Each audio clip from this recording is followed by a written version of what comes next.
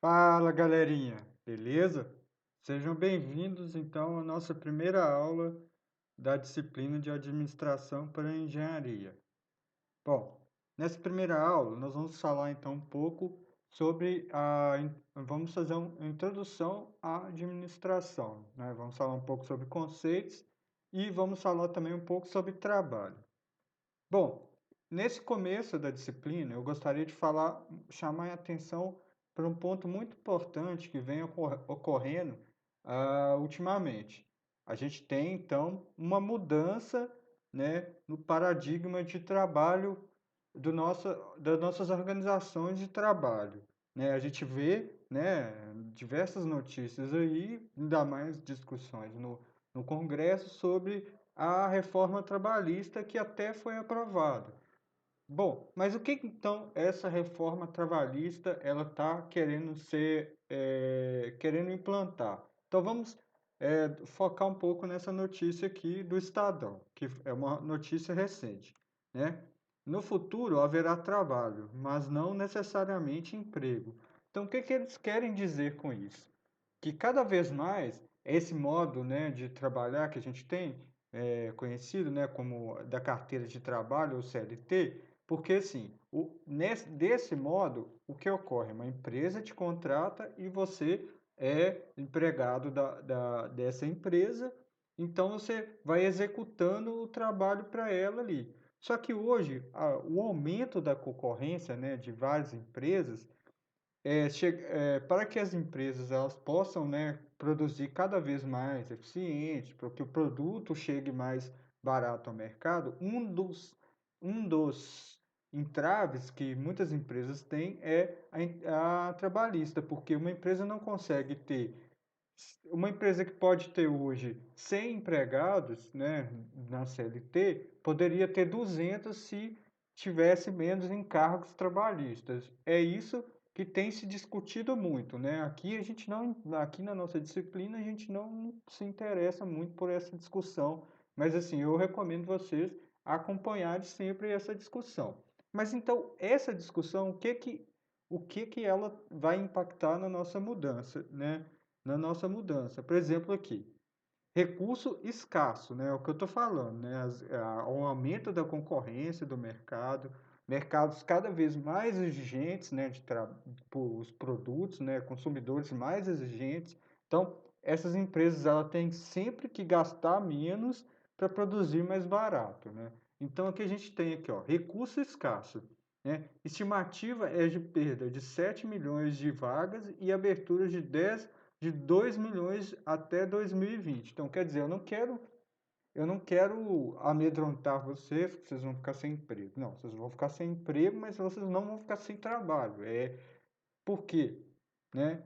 A gente está vendo que, dentre que as vagas que estão mais tendo abertura de emprego são serviços de gerência e arquitetura e engenharia. Então, que é o nosso caso, principalmente para gerência, que é o nosso foco aqui, um dos nossos focos aqui da disciplina. Então, nós vamos falar um pouco sobre gerência. Então, o que eu quero dizer com isso? Né? Que eu quero dizer que, apesar a mudança no paradigma de emprego, né, de trabalho, nós, né, da engenharia, não vamos ficar sem trabalho, nós vamos ficar sem emprego, mas com serviço. Né? Então, o que, que é essa diferença entre emprego e serviço? Então, cada vez mais vai tender a você ser contratado para executar um serviço, não como empregado. Por exemplo, uma empresa ela tem que ah, por exemplo, sobre a sua gestão ambiental, ela precisa, em vez dela contratar um funcionário para cuidar dos ramos da gestão ambiental, por exemplo, ele vai contratar por serviço. Eu quero que você faça a auditoria da minha gestão ambiental. Então, ele vai te contratar para esse serviço. Você não vai ser contratado pela empresa para trabalhar para a empresa fazendo auditoria, não. Ela vai contratar um engenheiro ambiental, né, para fazer essa auditoria. Então, essa é a diferença então entre trabalho e serviço. Bom, Isso vai gerar uma mudança no nosso dia a dia. Então, que a gente vai ter uma maior concorrência profissional. Aqui, adeus a um trabalho da vida inteira, né? Ela vai exigir mais estudos, um escritório aonde você quiser, mudanças de horário de trabalho, um desenvolvimento tecnológico, vai ter uma globalização econômica e novas profissões irão surgir. Dentre esse cenário, eu quero destacar dois pontos aqui mais importantes dentro dessa mudança no comportamento do trabalho. Então, aqui a gente vai ter mais concorrência profissional e cada vez mais as pessoas serão exigidas em mais estudos. Então, olha para vocês verem, vai ter mais gente concorrendo para o trabalho e cada vez mais as pessoas vai ser exigir mais estudos. Então, vocês aqui da engenharia estão ainda começando a estudar um pouco sobre essa questão do mercado de trabalho. Então, eu falo com vocês, levem a sério as disciplinas, saiam aprendendo, porque, ó, aqui eu estou mostrando, né, ó, qual que é a mudança no mercado de trabalho. Então, ele passa por mais estudos, mais conhecimento. Então, se empenhe aí nas disciplinas, né? Bom, mas então depois desse alerta aí sobre a mudança de trabalho, e a gente viu lá que um dos empregos que mais vão entrar serão gestão, a gente tem que então aprender um pouquinho sobre administração. Então, o que que significa administração? Bom, administração, então, é a ciência que estuda e sistematiza ferramentas utilizadas para gerenciar organizações, recursos ou pessoas. Então, uma administração, então, seria uma das nossas ferramentas que a gente utiliza para gerenciar tanto empresas quanto recursos ou pessoas. Então, você pode administrar uma empresa, recursos ou pessoas, né? Então, esse seria o conceito de administração. O objetivo do estudo da administração é a atividade organizacional, considerando as relações existentes entre as organizações e seus ambientes. Então, beleza. Então, esse é o objetivo. Então, essa administração, ela possui também alguns pilares, né? Então, quais seriam esses pilares? Os pilares da administração, então, seriam planejar, organizar, dirigir e controlar os recursos de forma eficiente e eficaz para alcançar objetivos e metas definidas. Então, esses seriam os principais objetivos, pilares e quais seriam o conceito da administração. Bom, a administração é uma área recente da ciência, então essa figura, né, essas figuras, elas estão aqui para ilustrar que desde o surgimento, né, dos homens, né, da humanidade, que desde que o homem se entende por gente, ele está administrando o recurso, né? Então, se a gente for parar para pensar lá, desde o homem nômade lá no Paleolítico, o que que ocorre? Esse homem que era nômade, né, que ele estava nessa área, depois migrava para outra área. Ele já tinha então que administrar seus recursos. Por exemplo, existem muitas fontes de comida aqui. Quem é que vai proteger? Quem é que vai lá caçar? Quem é que vai proteger o nosso bando? Então, eles já tinham que administrar alguns fatores, né? Com a evolução, né, da humanidade, a gente chegou aqui já na época dos sumérios, quando o homem deixou de ser nômade, né?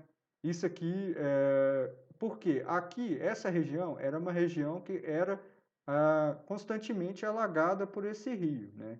E quando ocorria esse alagamento dessa região, as pessoas tinham que sair, né? Elas tinham que sair daquele local e depois que o rio voltava, né, ao seu nível normal, ele fertilizava as terras, né? Porque era um rio muito cheio, muito rico em nutrientes. E quando essas civilizações começaram a notar que naquele local onde havia as cheias, muitas plantas cresciam. Então, a partir disso, eles foram organizando, né, e administrando seus recursos para ter uma agricultura eficiente, para que eles não precisassem mais ser nômades. E a partir daí, então, a sociedade começou a se organizar em cidades, né, em vilas. As pessoas passaram a viver mais em comunidade. Então, a partir daí, né, essa evolução com o homem dominando a agricultura, a gente tem já uma outra evolução na administração, né, que seria a divisão do trabalho já por hierarquia, né, que isso foi ocorrer lá no Egito. Um exemplo disso é a construção das pirâmides. Então, a gente está vendo aqui que o trabalho era dividido por caças, né? Você tinha os escravos, né? E você tinha os outros que administravam todo esse trabalho, né? Então, ali você tinha pessoas que... então, ali você já, além da organização do recurso, você já tinha a organização, né? A evolução da administração para a administração do trabalho. Bom, a partir daí, então, foram só mais evoluções dentro da administração. Então, aqui a gente fala da Revolução Industrial, né, quando as pessoas deixaram, né, começaram a produzir sem ser manualmente, né, a invenção das máquinas, né, isso já deu um boom muito grande na produção. E uma próxima evolução na administração seria a produção em série do Fordismo, né? Por exemplo, a gente tem esse carro aqui, em vez de cada pessoa trabalhar em um carro, uma pessoa monta a roda, uma pessoa monta o farol, outra pessoa monta o capô e assim vai. Então isso aumentou em muito a produção em série desses produtos, né?